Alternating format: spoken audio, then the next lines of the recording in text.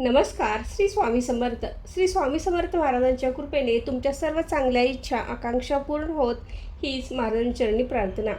गुरुवार दिनांक 24 एप्रिलला आहे गुरुपुष्य अमृत योग. ज्यावेळी पुष्य नक्षत्र आणि गुरुवार एकत्र येतो त्या योगाला गुरुपुष्य अमृत योग असे म्हटले जाते. गुरुपुष्य अमृत योगावर सोने खरेदी केले असता त्याची वृद्धी होते. विवाह वगळता सर्व मंगल कार्यासाठी गुरुपुष्य अमृत योग अतिशय शुभ मानला जातो. गुरुपुष्य योगावर सोने खरेदी करून घरी आणल्यानंतर ते आपल्या देवघरात देवापुढे ठेवून माता लक्ष्मीची पूजा केली जाते. असे केल्याने सोने अक्षय टिकते व त्यामध्ये वृद्धी होते. या योगाला कार्यसिद्धी योग असे देखील म्हटले जाते. तर मैत्रिणींनो, आजच्या व्हिडिओमध्ये आपण गुरुपुष्य अमृत योगावर लक्ष्मी प्राप्तीसाठी काही खास सेवा आपण करायची आहे. तर ही सेवा कशी करावी, कधी करावी, किती दिवस करावी, काही अडचण आली असेल तर काय करावे, अशी संपूर्ण माहिती आपण आजच्या व्हिडिओमध्ये घेणार आहोत. तर व्हिडिओ स्किप न करता शेवट पण नक्की बघा. नमस्कार, मी सारिका भक्ती विश्वमध्ये तुमचे मनापासून स्वागत करते. ज्यावेळी पुष्य नक्षत्र आणि गुरुवार एकत्र येते त्या योगाला गुरुपुष्य अमृत योग असे म्हटले जाते. गुरुपुष्य अमृत योग हा पुण्यफलदायी यशदायी मानला जातो. गुरुपुष्य अमृत योगावर आपण आपल्या गुरूंच्या त्याचवर लक्ष्मी मातेच्या देखील प्रभावी असे सेवा करू शकतो. लक्ष्मी प्राप्तीसाठी एक प्रभावी सेवा आपण गुरुपुष्य अमृत योगावर करू शकतो. ही सेवा अतिशय प्रभावी आहे. याचा अनुभव देखील लवकर आणि चांगला येतो. या सेवेची सुरुवात गुरुपुष्य अमृत नक्षत्रावर करायची असते. तर गुरुपुष्य अमृत योग हा गुरुवारी रात्री 8:27 सुरू होणार आहे आणि तो उत्तर रात्री 6:17 पुष्य नक्षत्र संपणार आहे. तर आपल्याला ही जी सेवा करायची आहे ती गुरुवारी रात्री करायची आहे. 8:57 नंतर म्हणजे 9 नंतर तुम्ही ही सेवा करू शकता. 9 नंतर रात्री 12 वाजेपर्यंत तुम्ही ही सेवा केली तर चालते. आणि दुसऱ्या दिवशीची सेवा ही म्हणजे शुक्रवारची सेवा ही तुम्ही तुमच्या वेळेनुसार करू शकता. आता गुरुपुष्य अमृतवर सेवा करता असताना काय करायचे आहे, तर गुरुपुष्य अमृत नक्षत्र हे रात्री लागणार आहे. त्यामुळे आपण ही सेवा रात्रीच करायची आहे. पहिल्या दिवशी पुष्य नक्षत्रावर सेवा करायची आहे. गुरुवारी सकाळी करायची नाही आहे, तर गुरुवारी संध्याकाळी पुष्य नक्षत्र लागल्यानंतर आपल्याला ही सेवा करायची आहे. गुरुवारी गुरुपुष्य नक्षत्र आहे त्या दिवशी दिवे लागण्याच्या अगोदर एक नवीन चांदीचे निरंजन आणायचे आहे. आता बरेच जण म्हणतील की चांदी खूपच महाग आहे आणि आम्हाला आणणे शक्य नाही. तर तुमच्याकडे असेल तर तुम्ही घरात असलेले चांदीचे निरंजन वापरू शकता. नसेल तर तुम्ही पितळेचे निरंजन मोठे घेऊन त्यामध्ये ह्या वाती लावल्या तर चालतील. थोडे मोठे निरंजन असावे, कारण जसे जसे दिवस वाढत जातील तसे तसे वातीसुद्धा आपल्या वाढत जाणार आहेत. तर गुरुपुष्य अमृत नक्षत्रावर पहिल्या दिवशी आपल्याला हातपाय स्वच्छ धुवायचे आहेत. आपल्याला बसण्यासाठी आसन घेऊन देवघरासमोर बसायचं आहे. आपल्याकडे असलेले चांदीचे, पितळेचे, तांब्याचे किंवा मातीचे निरंजन जर तुम्ही घेतले तरी चालेल. तर आपल्याला यासाठी फुलवाती लागणार आहेत. एक फुलवात घ्यायची आहे. ही फुलवात जाळण्यासाठी आपल्याला तूपच घ्यायचं आहे, तेल वापरायचं नाही. तर आपण तुमच्या घरात जर तूप असेल तर ते तुम्ही वापरू शकता किंवा गाईचे शुद्ध तूप विकत मिळते ते आणले तरी देखील चालेल. पहिल्या दिवशी आपल्याला गुरुपुष्य अमृत योगावर एकच फुलवात जाळायची आहे. पण यासोबत काही महत्त्वाच्या सेवा देखील करायच्या आहेत. सेवा करणे महत्त्वाचे आहे.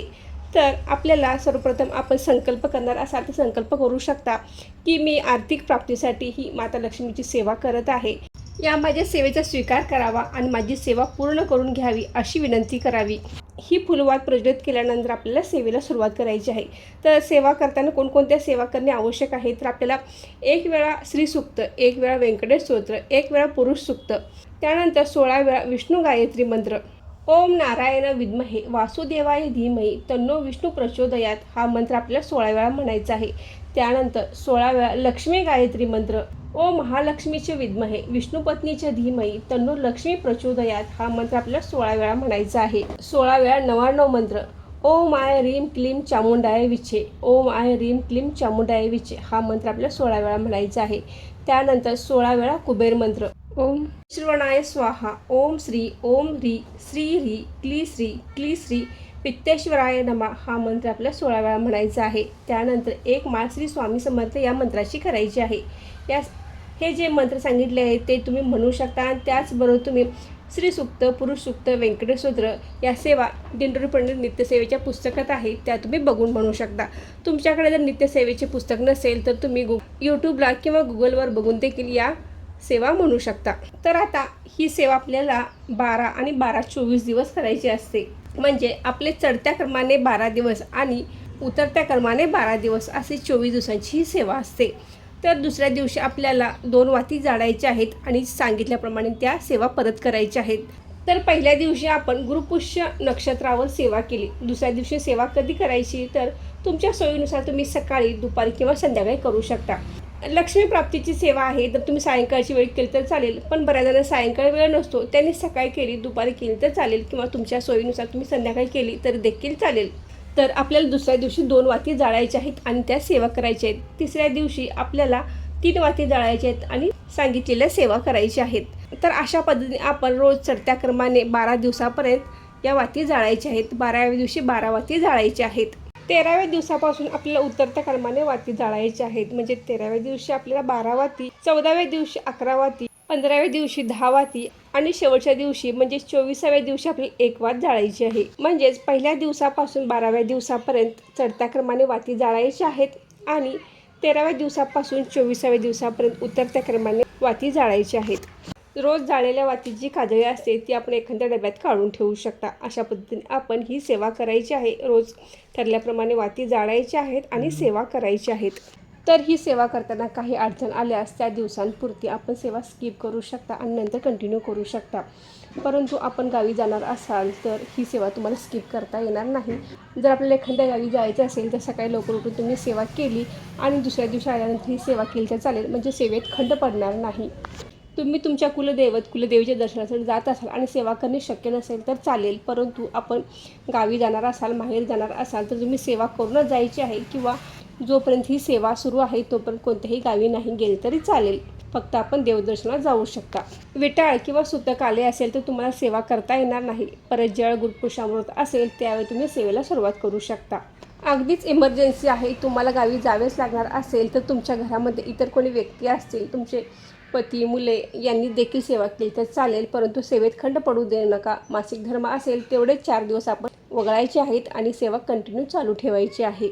लक्ष्मी प्राप्तीची ही अतिशय प्रभावी सेवा आहे. तुम्ही जर मनापासून श्रद्धेने सेवा केली आणि व्यवस्थित सर्व स्तोत्र मंत्र म्हटले तर त्याचा चांगलाच अनुभव आपल्याला येणार आहे. 1 ते 1.5 महिन्यात तुम्हाला या सेवेचा अनुभव येईल. इतकी प्रभावी ही सेवा आहे.